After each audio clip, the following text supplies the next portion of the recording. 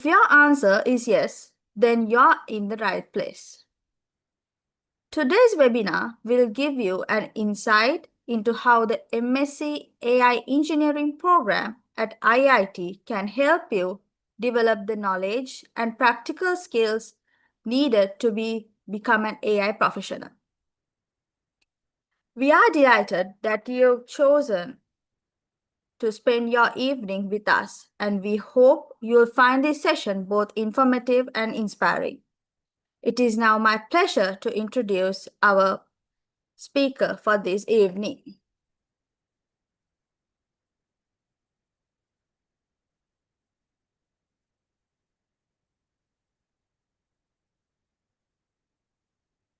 Mr. Nipuna is a senior lecturer at the Informatic Institute of Technology with extensive experience in artificial intelligence, machine learning, data science, and software engineering. He has guided many students in developing innovative AI solutions and is passionate about preparing the next generation of AI professionals. We are delighted to have him sharing his expertise with us today. Without any further delay, I'd like to hand over the session to Mr. Nipunasena Nayak. All right. Thank you, Piara, for that introduction. So let me probably turn on my video as well just to get started. All right. Good evening to everyone. So as Piara mentioned, I'm a senior lecturer at IIT. So this is in the academy I have been for a while. Before switching to academia, I was in the industry also, as you can see in my introduction. So basically, to give a bit of context about my academic background, I'm a Bachelor of Science Honors Computer Science from California, and my master's is from Georgia State University. And I have been working in the US for 2 years after my graduation in the master's before I joined IIT as an academic. Altogether, this is my around 10th year of work, to give a bit of a context. And this is supposed to be a quick, ideally get in touch with how end-to-end AI system could be built. Idea is like we can't do it in a 1 hour, that's pretty obvious. But the purpose is to at least get into it. And meanwhile, I would like to introduce our MSc AI Engineering Master's program that is actually on top of our MSc Big Data Analytics that has been there for a while, a decade more precisely.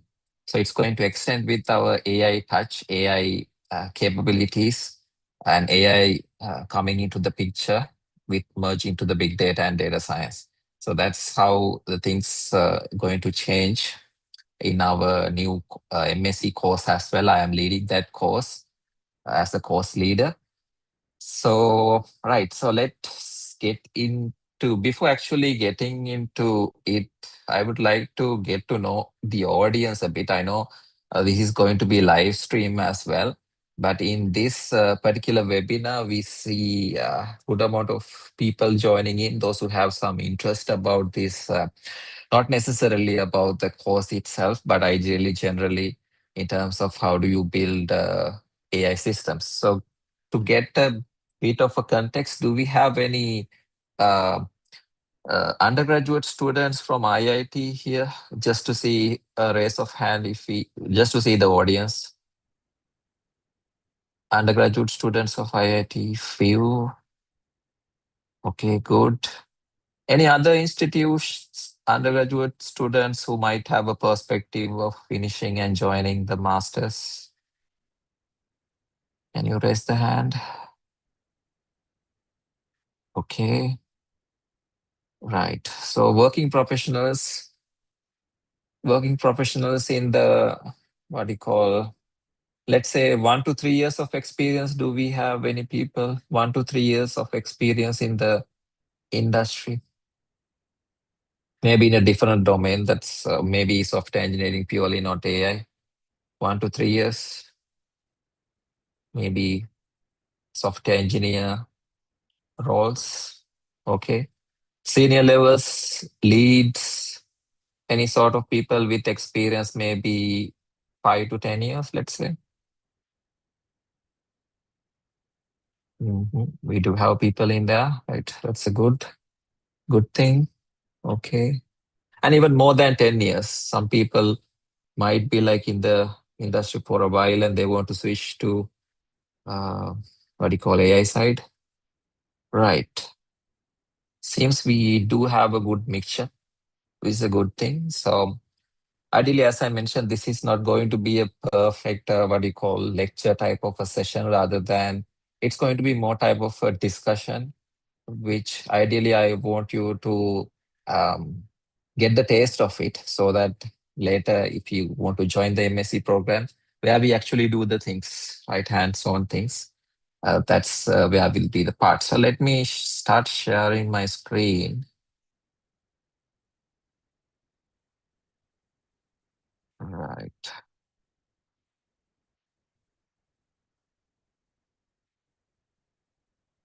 I hope it's visible for everyone.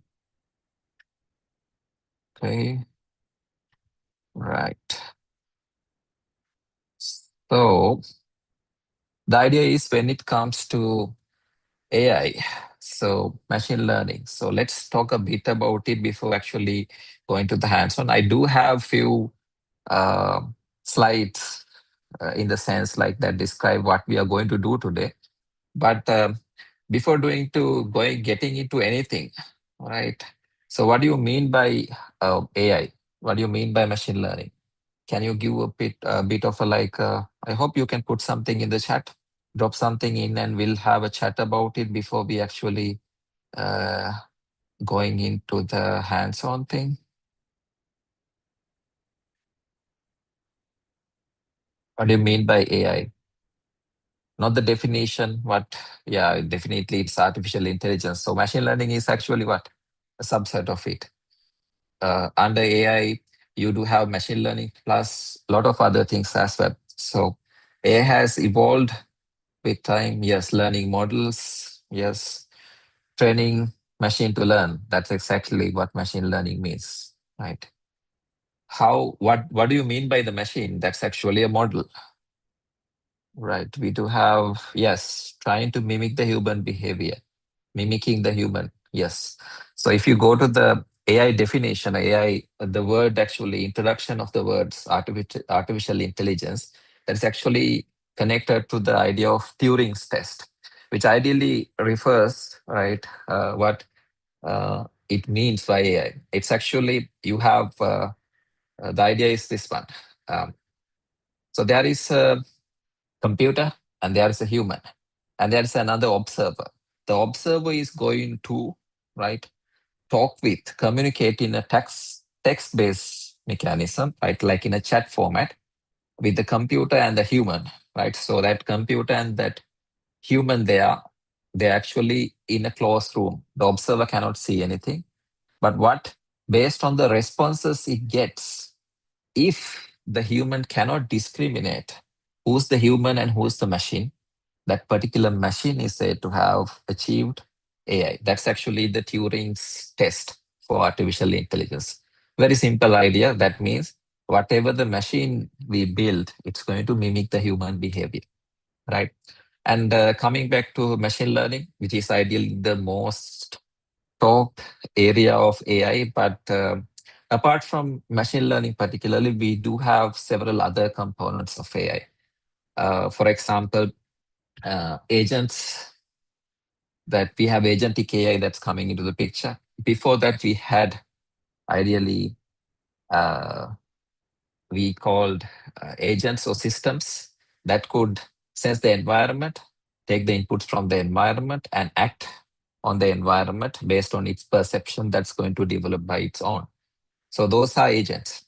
And we had other things like knowledge graphs, which ideally represent the knowledge that we have so that we can query out of that knowledge that we build as a graph. So you can use it to query. So if you are from the industry, you might have heard that we have these graph databases, something similar to that. But the idea is actually it could be expanded further, right? So that is the key idea. So we had planning, these type of things that's coming in under AI per se, right? So a lot of things coming into the picture when we consider artificial intelligence. But particularly, today's focus is more into machine learning plus a complete building a complete machine learning system, or rather, we have developed it already, and I'm going to go through it so that you can also experience what do you mean by an end-to-end machine learning workflow. So machine learning, ideally, it's going to learn from data. So how does it learn from the data? So in a typical machine learning flow, you will have few steps. So let's say I'm going to take a very simple example. That might not be the most meaningful, making sense example, but let's say you want to build a diabetic classification model. How do we build that model? Let's see the workflow first, which elements coming into the picture in a typical machine learning context, so that we can start our discussion further. So what happens is we have to collect the data from the patient. So patients will be measuring several what we call as inputs or features. Those features, n number of features we'll be collecting. For each of the patient, you might collect this, their age, their blood pressure, right? If you take sugar level, that's ideally very correlated to the diabetes classification model. And for example, based on that, we want to classify what type of diabetic the person is having. Let's say sweating rate, for example, we don't get blood, let's say to get the blood sugar level, it's straightly related to it. So we build a non-invasive diabetes classification model. So which will take their age, gender, let's say sweating rate from your surface of your skin.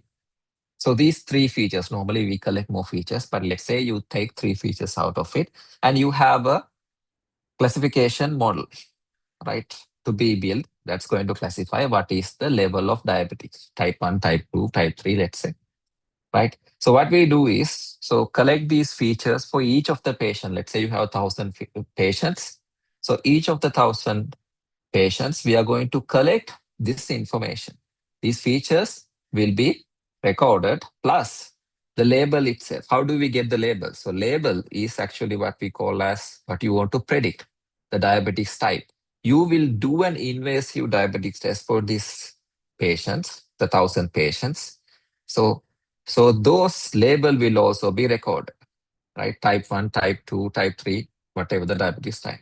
So you are going to show this data, right? Let's, for simplicity, you want to show this data, and the model will learn a pattern that map these three features to that particular label. So that's what the mathematical definition of machine learning model building is also. What does it mean?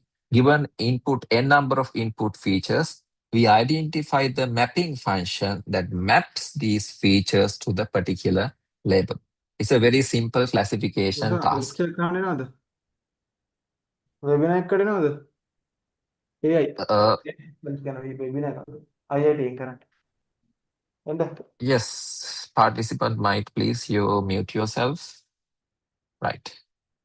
Great. Thank you. So what we had been talking, yes, you have a number of features and you have a label. You identify the mapping between them. So it's going to go through a learning process. So you have different algorithms, simpler algorithms starting from linear regression. Regression is actually kind of a continuous value prediction problem. Normally, multiple linear regression is what we are going to multiple features we have. And we have a mapping to a classification problem. So this way, we have a model, we show the data, we adjust the model parameters, right?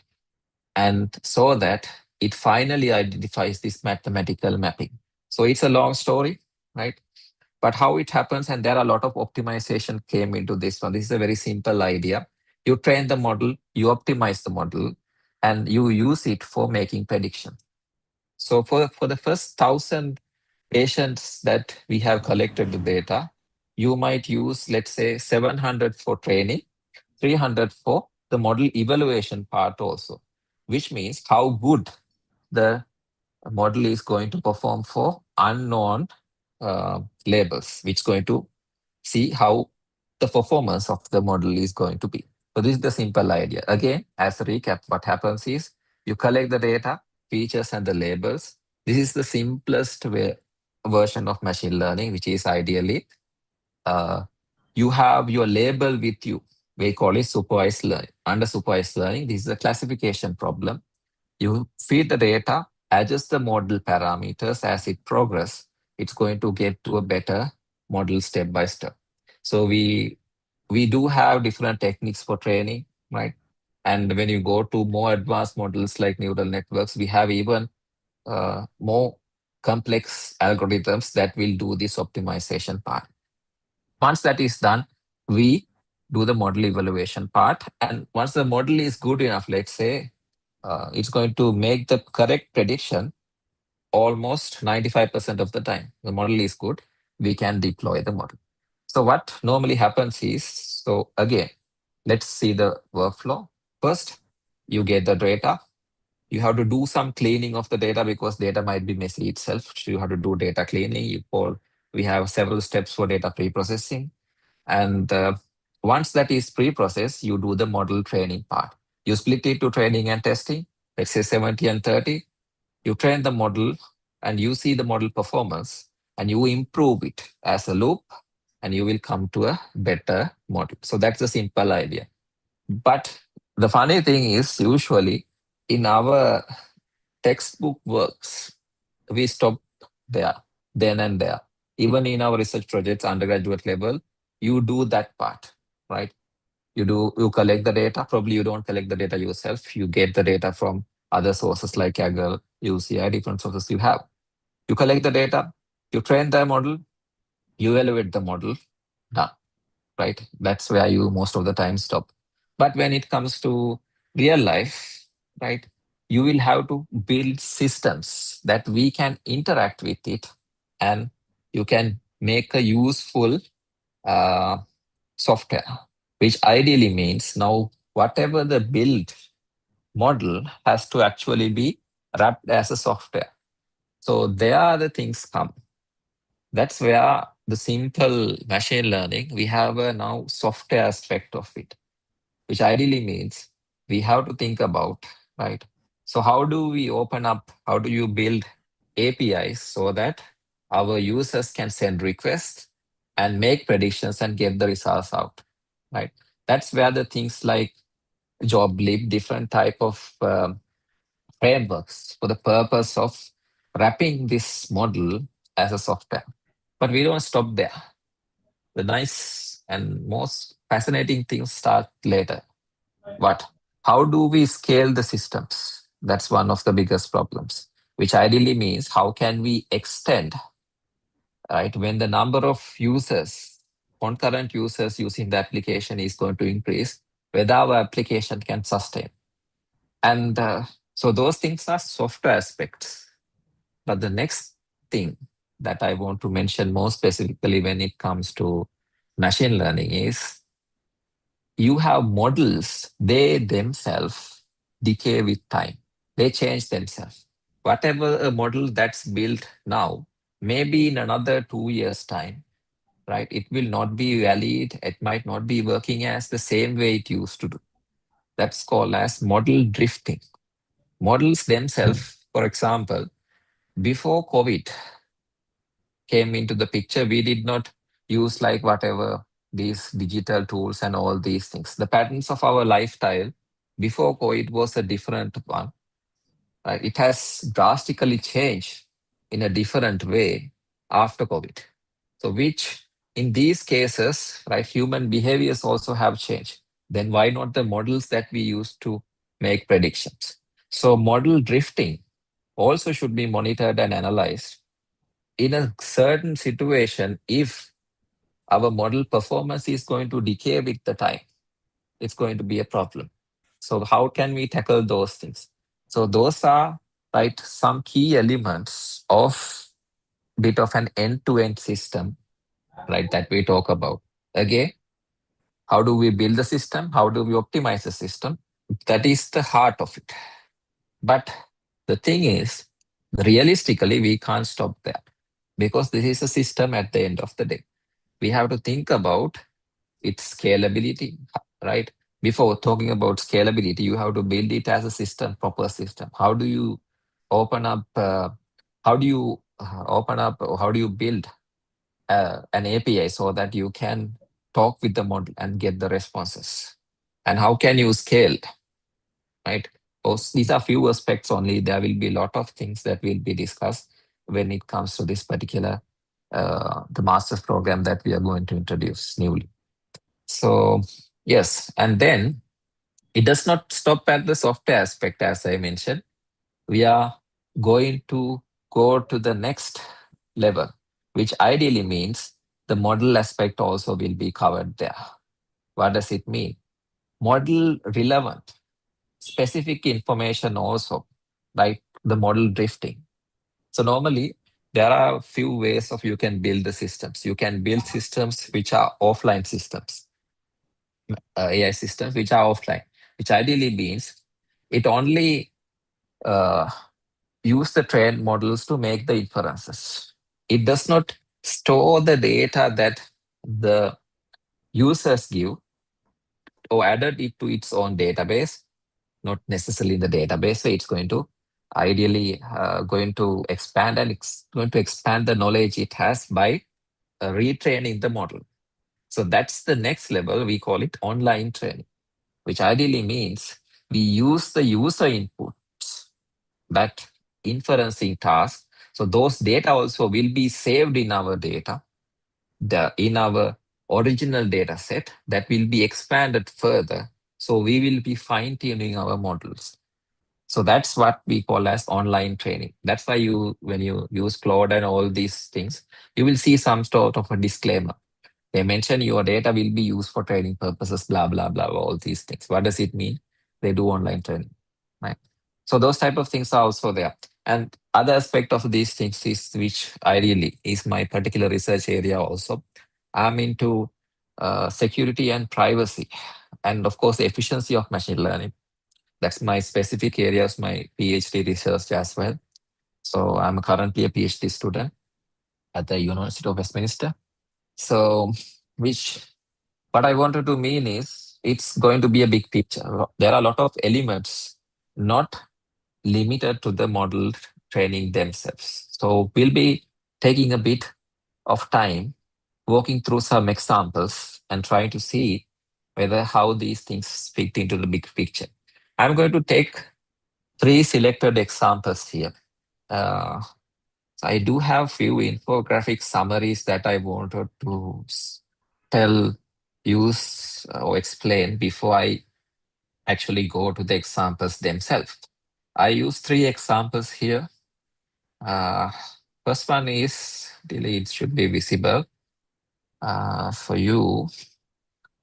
This is ideally the end-to-end machine learning workflow I'm going to discuss a bit in detail. So this is actually a generated one. Yeah, that's correct. Right, but I wanted to, it serves the purpose and I have customized it in the way I wanted to. It's very a snapshot of a thing that you can do. I'm using this fashionist data set. Fashionist is actually, I'll show you the database as well. So in here, this data set particularly is about fashion images. Let me take an example, probably fashionist. Yeah, this is the fashionist data set. So it has fashion images as it has described here, right? This is a pretty much standard data set. It has 60,000 images, training images altogether belonging to 10 classes. Fashion images, let me see whether do we have some details about it. Yeah, classes it belongs. Yeah, we do have images of 28 by 28 images of 10 particular classes: t-shirts, trousers, dress, coat, likewise, right? So what's going to be? It's going to be a classification task. Given an image, it's going to classify what that image is. Actually, the task does not really matter because what I want to demonstrate is how an end-to-end machine learning um, workflow will work, eliminating certain details here because it's going to take too much of time if I want to go to the details. But let me go through what I'm going to do is. So this actually I'm going to use Colab.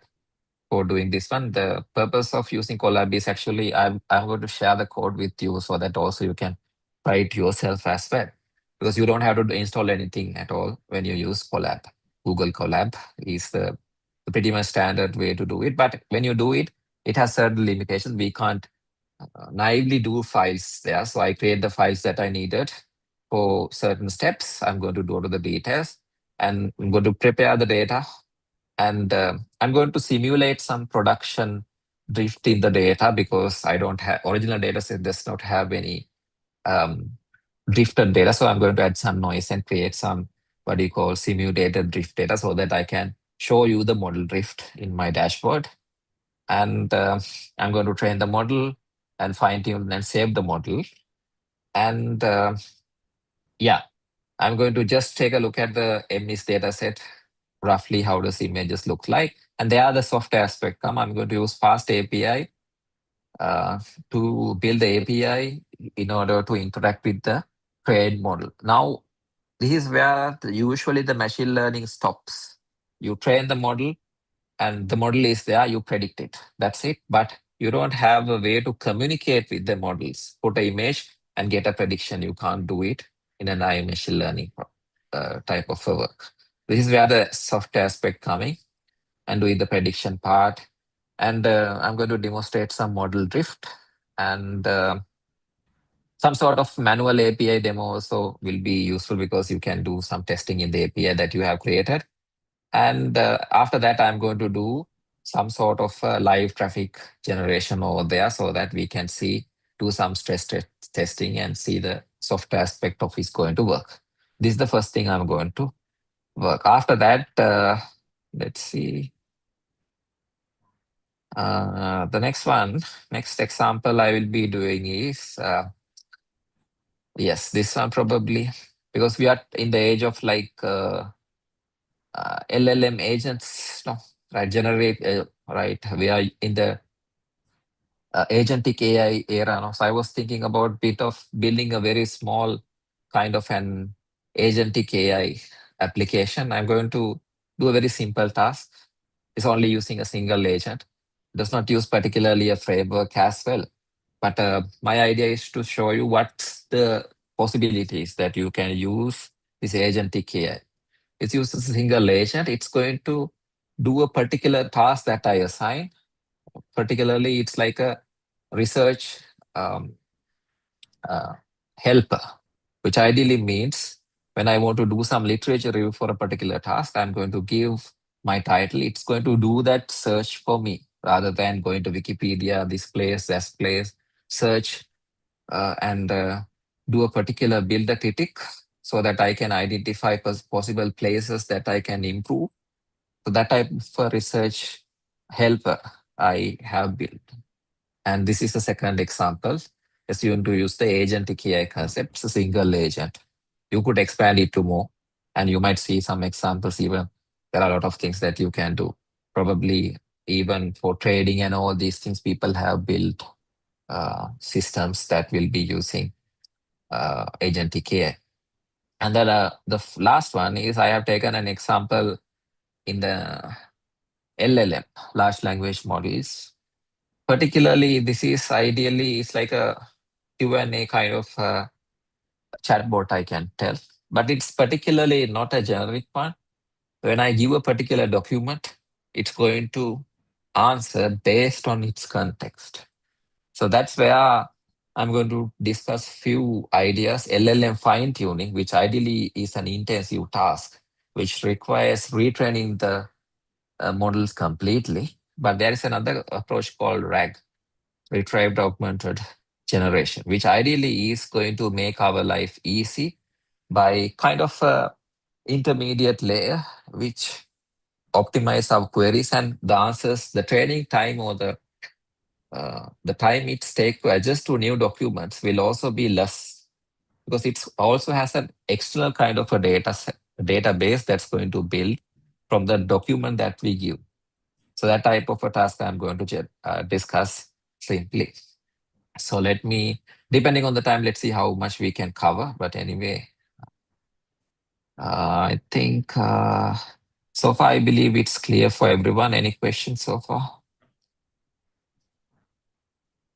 Right. What I'm going to do is let me probably I'll be able to share this one with you.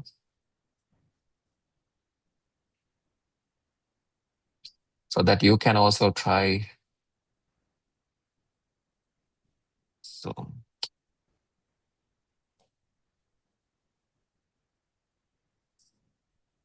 you should be able to copy this one. Going to put it in the chat. So all the document or the notebooks are there. You might be able to download them and upload it to your Google Colab and run it with myself. And obviously your results might be sometimes different from mine because there is always randomness involved in the work. So what does it mean? The splitting of the data, for example, can happen randomly. It happens randomly, usually, right? So which ideally means your results and my results not might be the same exact one. So that's one of the fascinating things in AI, right? Right. So that was the request whether the recording could be taken. I'm not sure whether it's up to the marketing people whether they want to share it or not. But anyway, it will be recorded for my purposes. Right. I believe yes, this is accessible, no, for everyone. Right. Let's get into this one. Yeah, this one is a very small demo that I'm using the same type of fashionist kind of example, but for a text-only data set. But I extended it to a image data set to make it more interesting bit more. Right. So I have already run this one. So what I'm going to do is let me clear all the outputs so that it will run as fresh. Right. So this will kind of a like end-to-end machine learning kind of a demo, as I mentioned.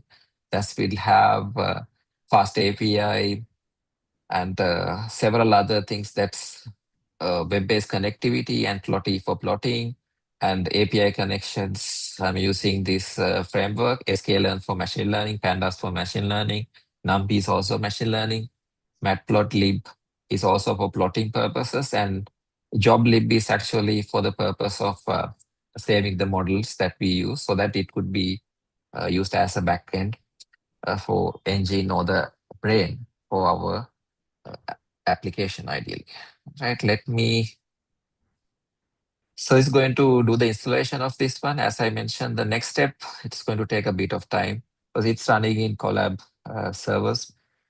And this is ideally, if you are new to Colab, it's going to like a virtual machine kind of a thing. Like how do you get into Colab? Just type in Colab dot, yes, just type in Google Colab, then it will come. You only need a Google account, right? So there you should be able to upload your new notebook, whatever you download from there, you can start the work from there. Right. So yes, installation was successful. You don't have to worry about the environment and all these things here. That's why I decided we'll go with Collab. That's the pretty much standard that we have. So this particular is going to generate a file for me that does the loading of data.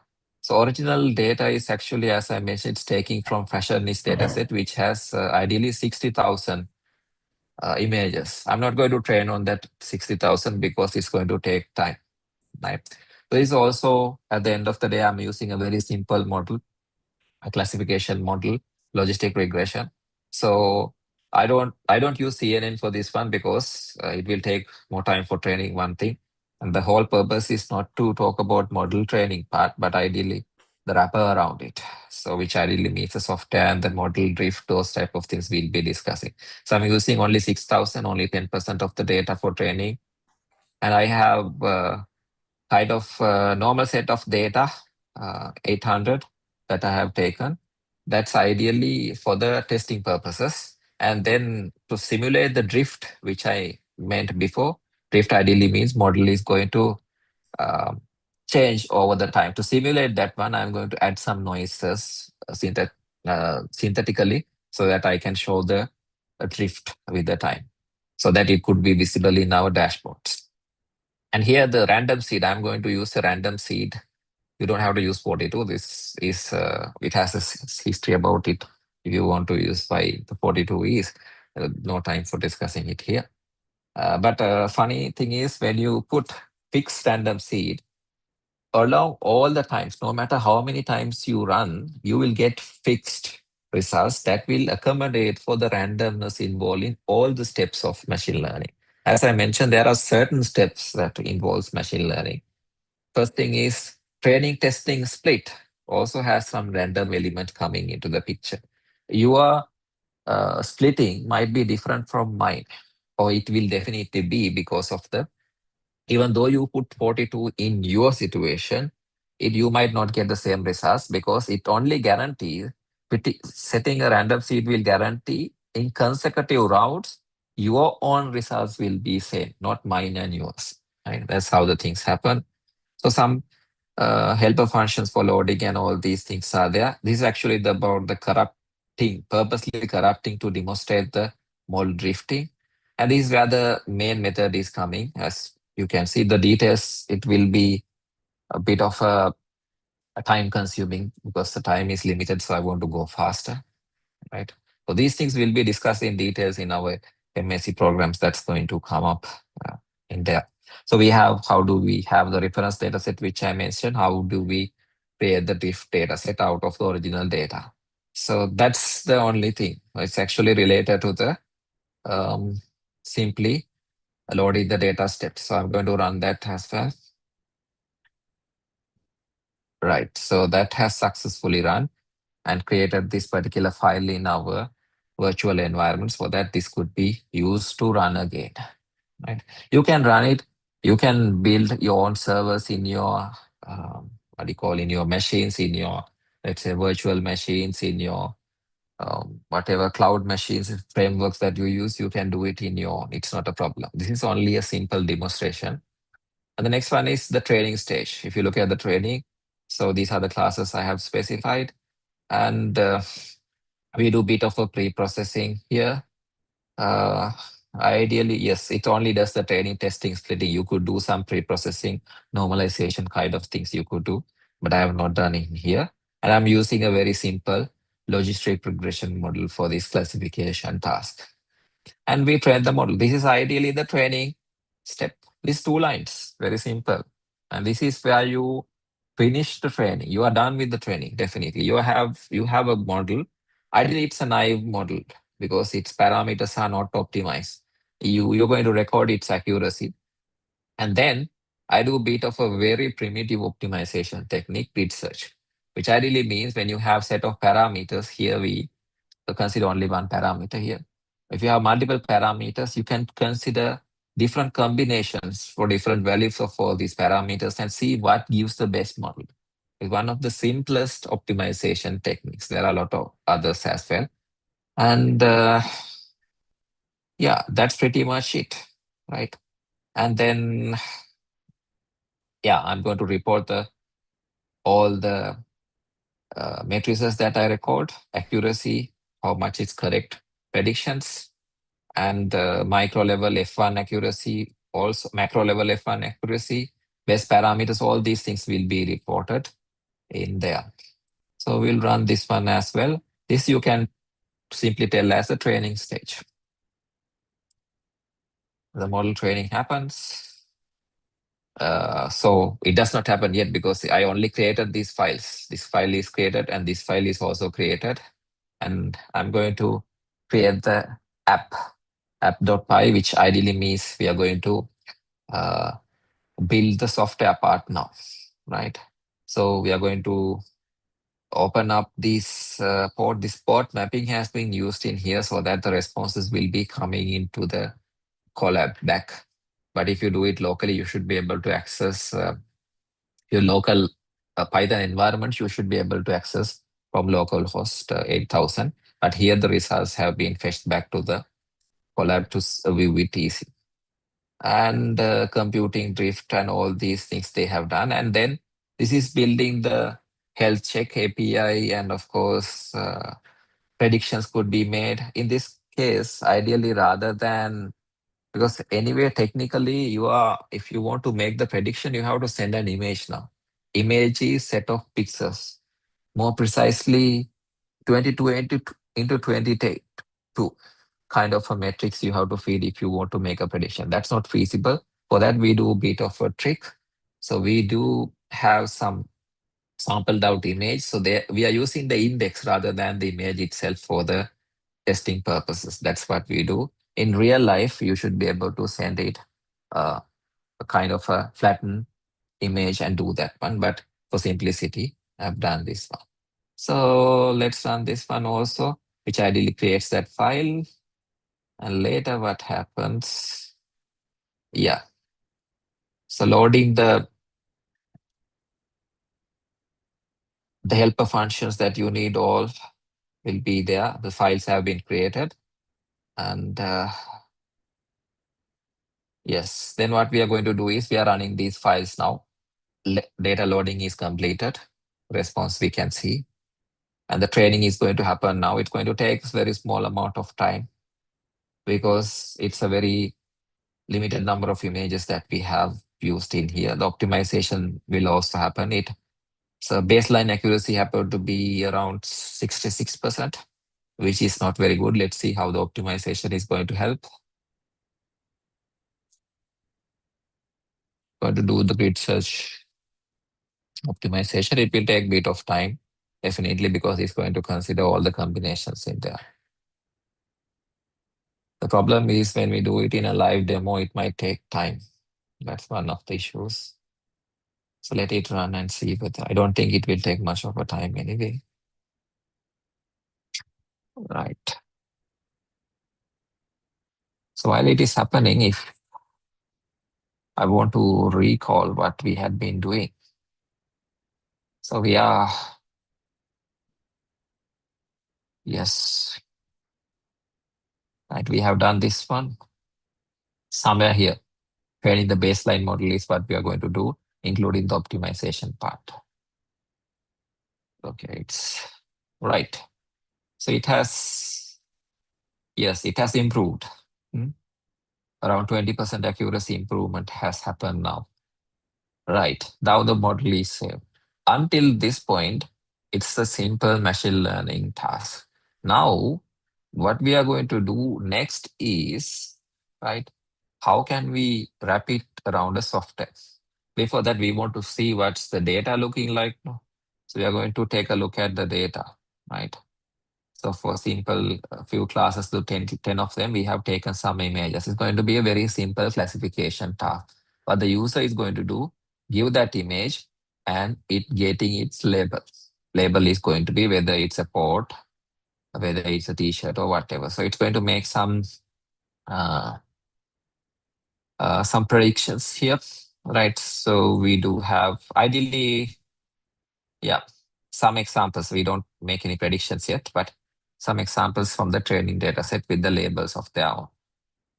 Right. So now what we are going to do is the actual APIs we are going to build using the file that we mentioned before, and it's going to build an API, and it has been port forwarding has been used in here so that the response coming into the Colab. If you do it in your local machine, you should be able to do it if you have Python environment and all the dependencies installed. So API is healthy, is going to return okay, and it's up in 2 seconds. Now it's going to ready to serve our requests. Right. So this API, right, is now open. You can use it for testing and all these things as you would do using a UI-based API testing. I'm going to go to the details of it. Here is a bit of a manual kind of prediction. So we are going to make a post request to the predict API, sending the particular index of the image from the original sources that we have, right? Whatever the particular index that we selected before has been passed in here. So that the index has been set, source has been set before. and it's going to be true label is going to be ankle. Prediction is also ankle. It's going to make with confidence of 96%. So it works, right? For a new or the image that in the test data set is going to work. So the next thing is we are going to send a live traffic, right, with some drifted information also. And let's see how it's going to work in the dashboard. So dashboards usually use techniques like Streamlit and uh, other tools are there, but I'm going to use a very simple dashboard here so that it can work in Collab self-contained. So we do have the throughput, how it's going to increase. So we do see, right, some progression. Yeah, with there's a demonstration of like threshold. It's going to pass the model drift score, and you see its confidence layers is also degrading, showing that we have to change. We have to retrain our model. It has a demand now. This is how you monitor the ongoing what an AI system. Very simplistic idea. I made it self-contained in Colab. That's why it's going to work in this way. And the next line is ideally you can increase, put more stress and see whether how it's going to work. Uh, for see how rigid it's going to work. I'm going to rerun the dashboard. It will reach. Yeah, let's see how it's going to happen. The latency is going to increase. Prediction score also going to, yeah, it remains almost same, but we have seen some sort of drift is depending on the random data what is going to come across and whether the models making decision pattern has changed. It's ideally related to the nature of the data of its own. So, and I have put a cleaning for as well so that you can rerun this again if you want to. And that's pretty much is the end-to-end kind of an example I could summarize. And if you have any questions particularly, I should be able to answer. I don't think that I have much of a time remaining to finish other examples, but since I would show quickly those two as well. So, yeah, since I have run it already, I should be able to show some kind of example here. And this is particularly a kind of a very simple single autonomous research agent that would do the work for us. I'm using Grog for because it's the place that you can get some pre-API keys. You don't need LLMs to back um, agentic AI system, but generally it's how it's going to happen. So I'm going to use my one of the API keys that you can also get for free. How you get it also, you can find it very easily. So this is where it's going to specify which tools in which order you have to visit particular tasks when I specify, because this does not have to be specific. It can also have dynamic decision making also incorporated in the middle, but this is very kind of a procedural order. It does the work for us. What you have to simply do is in this system, um, you have to, what is the plan? What's this? Is a system? How do you mention by synthesizing? How do you do the criticizing? How do you do the revising and all these things so that it's going to produce me a plan for a particular topic? The execution of this is particularly, in here, if you replace and um, run it, you should be able to get a new outcome for this particular topic that you have given. So that's an example of it. And Yeah, the last one is ideally uh, a bit of an interesting thing. It was actually an LLM fine tuning. Don't think that I included it in this collab one, but let me see whether I have opened it. Yeah, I did a bit of a LLM fine tuning thing. So what I did was actually using a very small LoRa model. So it, in the naive way, it's going to answer the questions very randomly. It's not going to give particular focused answers. So I want to use this particular paper, research paper, that is actually attention all you need. This is actually the transformers, the first ever paper in the transformers, one of the key papers, research papers. So if I want to ask questions about this one, what I'm going to simply do is upload it to my simple application that runs in my local machine. We do have two options for fine tuning LLMs, which ideally is going to take more time, but it's not very efficient. What I'm going to do is I'm going to do a RAG, retrieve augmented generation, which ideally means we generate a subordinate data set that will optimize our searching purposes. So, for example, if I use the LLM fine tuning and use that paper to fine tune that, and I'm asking about what is this paper about, it's going to tell some nonsense. I'm sorry, I can't provide the answer, this thing, that thing, NAP, whatever, long things. It's actually not fine tuned well, because its original knowledge is huge. It's going to be like diverge when the answer is going to be. But my RAG that I created, although its training time is significantly less.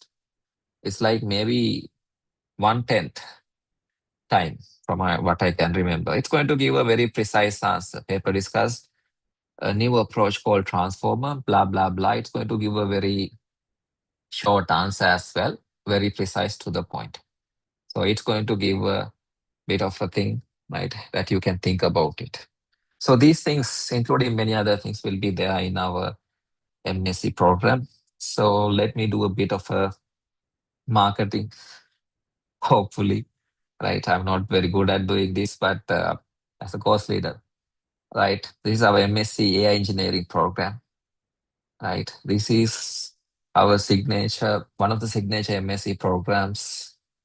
This is ideally, as you could see, it's not about building a simple AI model.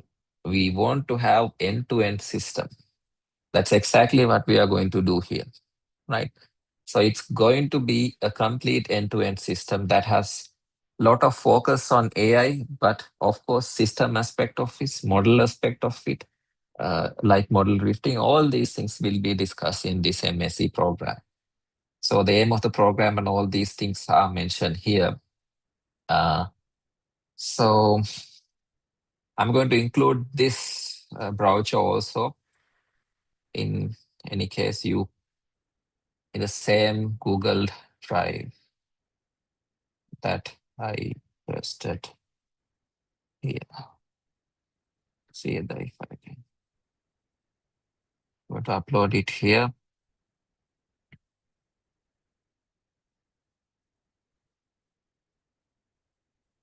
Right.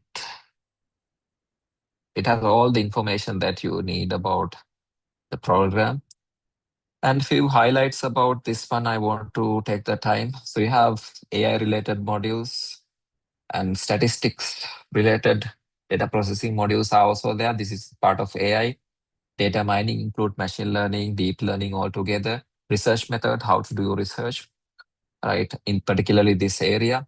And AI systems deployment. This is actually ML ops. How do you maintain AI systems in software system aspect? And of course, how do you deal with the model aspect also, as we discussed, as we snapped through it already. So data engineering also, more the engineering aspect of the application aspect of it, about maintaining, including big data programming, cloud related things, all will be covered in here. Hadoop, Spark, all together coming in there. Advanced databases, NoSQL data, including SQL databases and relational databases and the non-relational NoSQL databases all will be covered in details. Text analytics that will cover all starting from NLP simple models to LLMs, fine tuning, and all these things. All these will be covered with an MSc project. And to sum up the degree, it's going to be a UK qualification, Robert Gordon University, one of the very good universities, and its quality is also well maintained. About the prices and all the registration information, you can reach the marketing people. And if you need, you can also be in touch with me in my LinkedIn. So this is my LinkedIn, Nipuna Senanayaka. I'm very active in LinkedIn. So you can connect with me if you want any details. I'm happy to help. And about, yes, as I mentioned, this is um, going to be an extension to the existing um, big data analytics, well-seasoned, 10-year established MSc degree program with AI touch and AI being at the edge now. So this is only coursework based, which ideally means you have to make a submission. That's coursework based that you have to defend the viva. Technically, you don't have to be physically present, right? For these ones, you can do all the things online. Apart from that, we also do provide those who wish to come physically. We have physical and online, both modes are there. So this information is there. Delivery modes in the weekdays, it's physical 6 to 9, weekend online. You can have what do you call? You can choose at your freedom and online. If you want to do it completely online, even though you, let's say you're outside the country also, that's possible as long as you can join the Vivas and make the coursework submissions on time.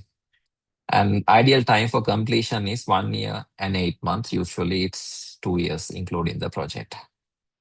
Uh, well, that's pretty much it. If you have any questions about the what we discussed and about the course, I'm happy to answer. Duration, yes. 2 years, we can finish it in 1 and 8 months.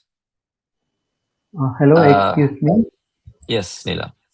What is the difference between AI engineering and applied artificial engineering Yes, intelligence? that's a very good question. Um, Applied AI is ideally the model building, model optimization part mostly, but we discuss about that plus the engineering part of it, which ideally means building the infrastructure, model drifting, all these things in details. That's engineering more. This is like a data engineering kind of an MSc. That one is more for what you call model building, model optimization. Purely a data scientist path is there, but this is data engineering. Plus, if you want, you can go for data scientist also because based on your research aspect, it's also possible. Did I answer your question, Nila? Yeah, it is more on DevOps and that Engineering model side, more. deployment, model Yes, DevOps. deployment and Yeah, model system maintenance. deployment plus the model building also covered, but more into the engineering side, including the scientific side also. There are models that covers the scientific side, but apart from that, we have more details into the what do you call engineering side of it. Cloud Then computing. cloud computing will also be covered under data engineering for this. Let me see. So cloud computing we used to be a dedicated module in our previous approach, but now we have AI system deployments in the ML ops and the data engineering. It will be partially covered. So ideally, these ideas, cloud technologies, you see it here. Okay, okay, thank you. All right. There were other questions also. Generally, thank you for the session. Very insightful. Okay. MSc books. Okay, you can reach the marketing people. Um, yeah, other MSc books you should be able to, but my this particular one I have put it in the shared folder that I put in there. Yeah, career aspects in the MSc engineering, I think that's also mentioned mainly to the data engineering side, data scientists.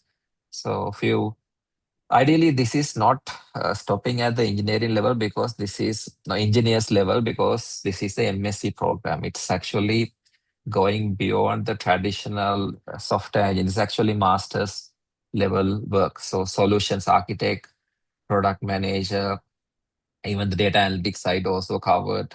Technically, you do this MSc, you become this one. There is no direct mapping, but the skills that you build can be really applied. This is having more engineering aspect compared to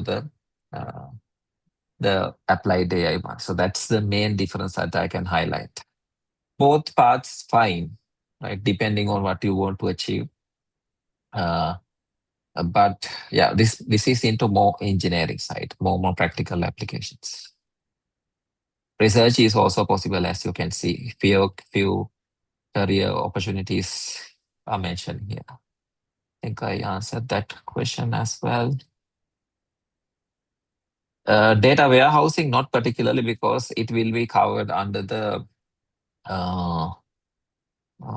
this one, advanced databases because the data is what you call ideally coming into the data flows and all these things. We used to have a data warehousing module before, but it seems like it's going to be having more emphasis on the databases themselves and then what you call data transfer, all these things move to the data advanced databases rather than the data warehousing. Right. Mujihad, you have a question? Please go ahead.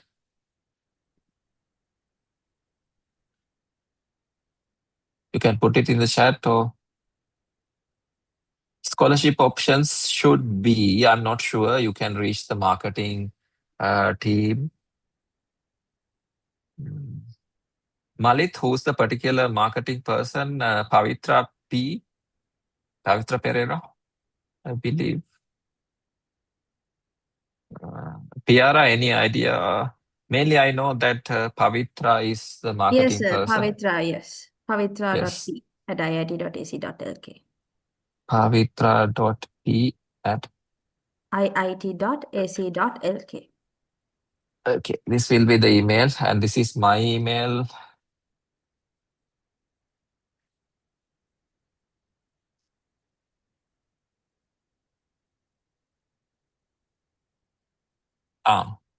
First class degree, yes, 25%. So these type of yes, scholarships definitely are there. You can check with Pavitra. It would be the best way to. Muhammad Mujihad, you have a question? I don't see your question in there. You please go ahead. You can talk. Yes, hi, good evening, sir. Yeah, good evening. Yeah. First of all, thank you so much for the precise information that you have given me. It's you have precisely described all the coursework and the complete agenda of it. I just wanted to have an understanding whether now there are two programs, right? So there is one engineering and the other one is the applied MScs. Now, if I ask precisely, let's say, if I want to improve my career path towards to chief AI officer, let's say down the line 5 years or 10 years ahead, which program should I go for? It is engineering or it's more towards to the applied version? Yeah, I think more precisely when it comes to industry, it will be the engineering side. That's from what I see. That's what I can tell, but it will, if I comment on that, I'm actually conflicting two degree programs precisely in this particular case. But from what I see, if it is the industry specific things, more into the deployment management and all these things included, not the model building itself. But I can definitely say uh, uh, the other degree program, that applied AI one, is more scientific and is very good for like researchers, those who want to build optimized and at the top models. Rather, they don't worry about it, mostly about the deployment part, management of the models. How do you manage the software aspect of it? Um, did I answer your question, or you need more information? Yeah, it answers somehow the question. So If I ask a counter question on that, let's say Mm, now I want to be in the management side of the AI. Let's mm, say I would have some data engineers or some data scientist team, and then I would be handling those teams, or I would be getting these AI features into the organization, and the organization will benefit of these kind of AI features, rather than I will not be doing any kind of a coding or any kind of a mm, deployment side of that. But it's mainly I'm just benefiting as a whole organization, managing a team, let's say. So, mm, so this is the idea where I'm seeing myself down the line. So I just mm. wanted to set my path where it can be applied, or it can be a I think other more, version of the MC. yeah, it seems like what your role is going to be like more, what do you call, uh, kind of like in a high level, you will be looking over, you will be guiding or leading, right? It will be like more Right. regulatory role, and plus like you will be leading the direction of what do you call, you want what you want to have in the next. So I believe having a engineering side, the data engineering side would benefit more than the scientific path, definitely for your case. Perfect. Perfect. All right. Thank you so much, So sir. That excuse answers the me. Right, question. right, great. So excuse me. Yes, yes, please. The applied AI is that Mm, mainly developing, solving the complex problem, mm. and we develop intelligence solution for that. Yes, And it will cover more into like, for example, so it will go to like vision models, LLM models. Those we do it to some extent, but not ideally. So there will be a webinar for this also.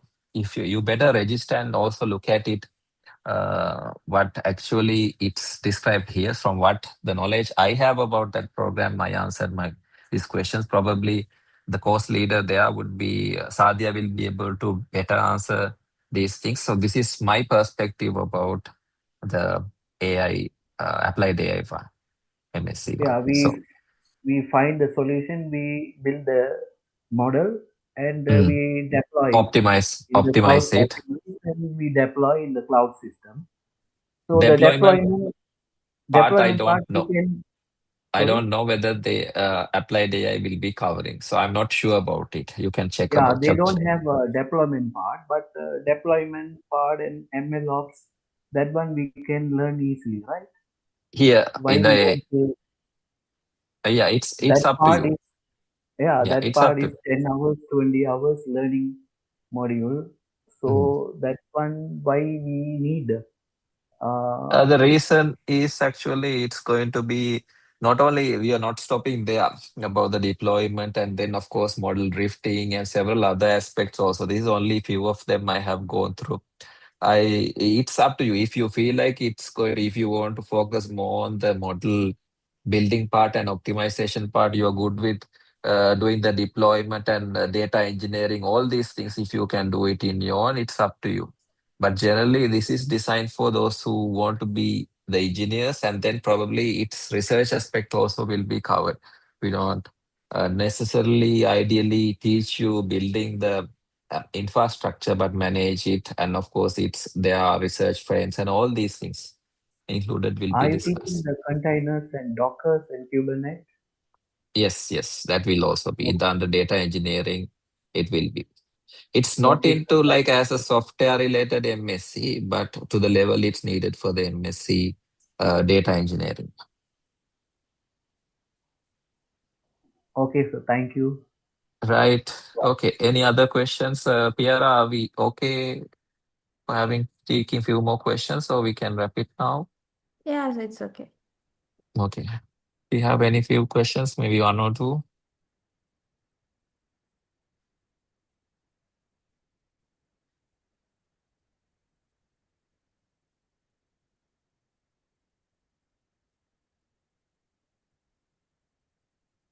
A few questions in the chat also.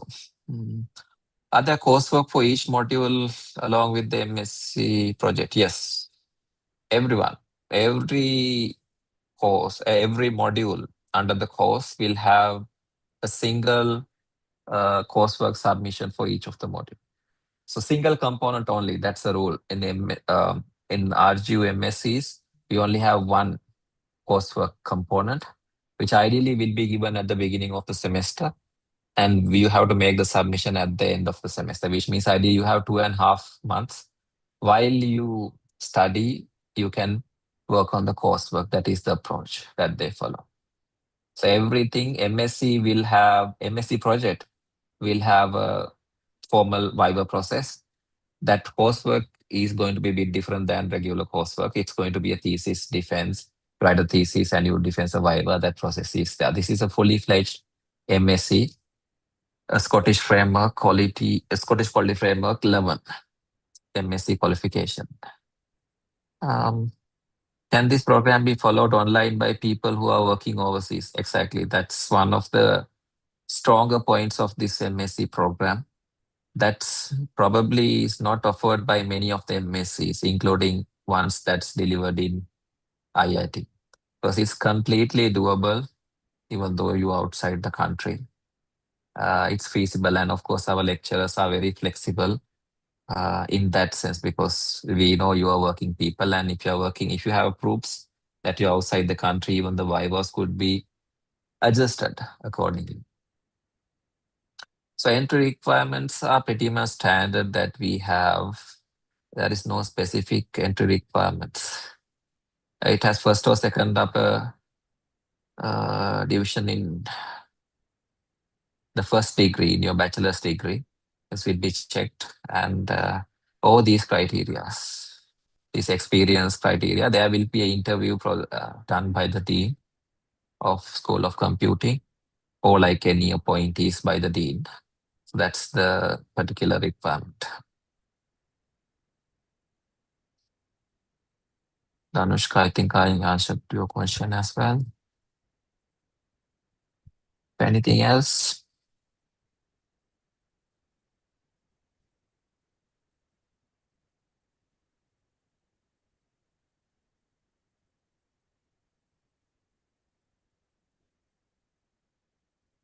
Right. So yeah, keep in touch. If you need to have any information, any further information, feel free. You can connect in the LinkedIn as I mentioned.